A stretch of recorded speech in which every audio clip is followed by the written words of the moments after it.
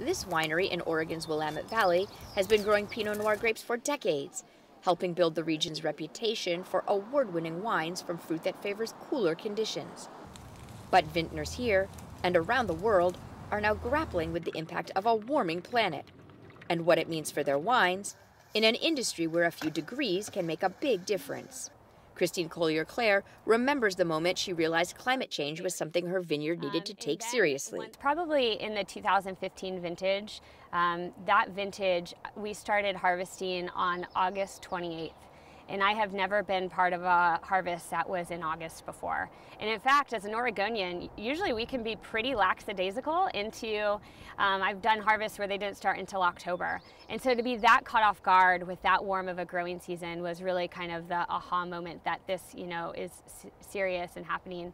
Willamette Valley Vineyards is now grafting different rootstocks onto vines to produce more heat-tolerant plants, pruning to better shade grape clusters, and buying land at higher elevations. Other Oregon winemakers are using the wind to hedge their bets, planting where coastal breezes mitigate the warming climate.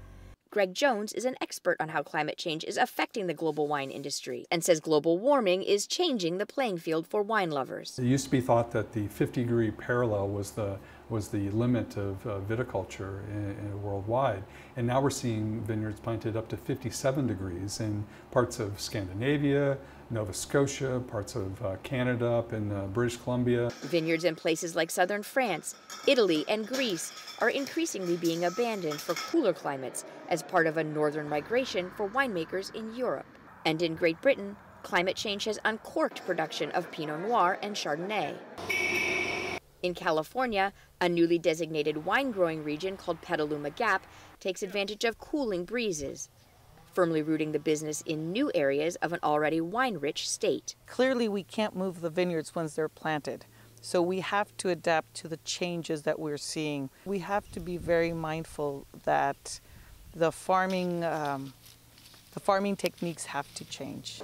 Adaptation that's full of intoxicating possibilities for some and sobering realities for others as temperatures continue to rise. Gillian Flackis, Associated Press, Turner, Oregon.